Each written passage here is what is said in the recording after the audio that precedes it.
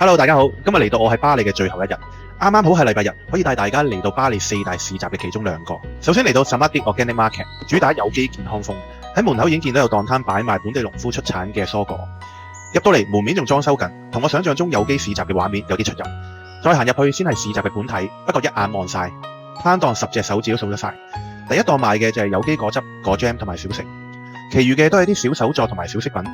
感覺同琴日做遊客生意個市集差別無幾，規模仲細啲添。姑且再行入去一啲，睇下會唔會別有洞天。我突然間真係掘頭路，個市集咁就完咗啦。感覺上呢個市集好伏。臨走前見到有個檔攤係玩蛇嘅，睇咗一陣，然後我哋盡快轉移陣地，行過20分鐘嚟到倉庫最出名嘅 La Brisa Sunday Market。市集禮拜日先開放，平時係一個著名嘅海灘俱樂部。入到嚟人頭湧湧，感覺嚟啱地方啦。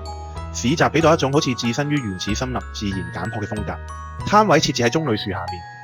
外觀都同成個環境自然融合，感覺上呢度賣嘅手作飾品比較有檔次，風格亦都有唔同設計師嘅獨特之處，唔會似大眾市集嘅一般地攤貨。成個市集每個角度都非常之靚，吸引遊客除咗購物之外瘋狂打卡影相。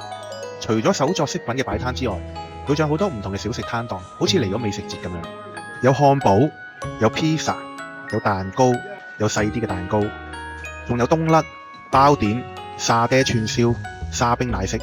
仲有啲街邊小食，反正琳琅滿目，應有盡有。大家飲飽食醉後可以繼續行逛。我個人就比較中意啲 DIY 嘅手工設計。呢個畫作好有當地傳統特色，圖案會有神佛肖像或者巴黎嘅地圖，接埋就一個竹簡，非常少見。呢啲花朵嘅頭飾色彩繽紛，女士戴喺頭上邊就更加亮麗。呢個檔攤主打唔同精細設計嘅小手作，其中有個系列係寵物小精靈造型，幾搞笑。呢2個竹炭嘅中文字都寫得幾靚。